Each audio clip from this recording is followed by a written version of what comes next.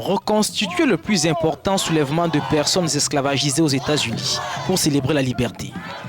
Des centaines de personnes se mobilisent en Louisiane pour revivre la révolte de 1811, au cours de laquelle des esclaves noirs ont pris des armes afin de briser les chaînes de la servitude.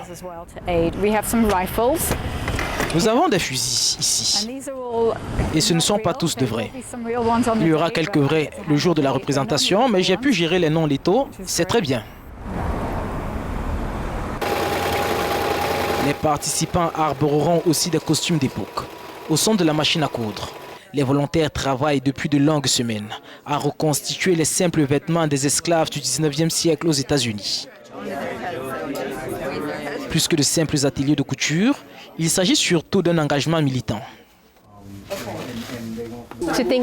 Le fait est que les esclaves n'ont pas seulement pensé à leur statut individuel de victime, mais aussi perçu qu'ils avaient un moyen de prendre les choses en main, de se mobiliser, de se libérer eux-mêmes et de mettre fin à l'esclavage.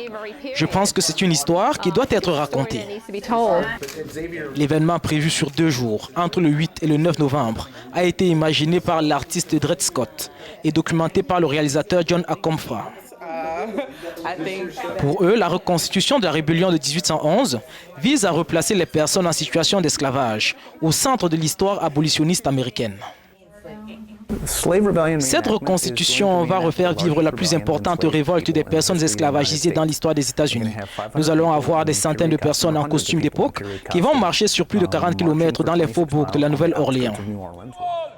Si la reconstitution promet d'être joyeuse, l'histoire de la révolte elle-même est plus sombre.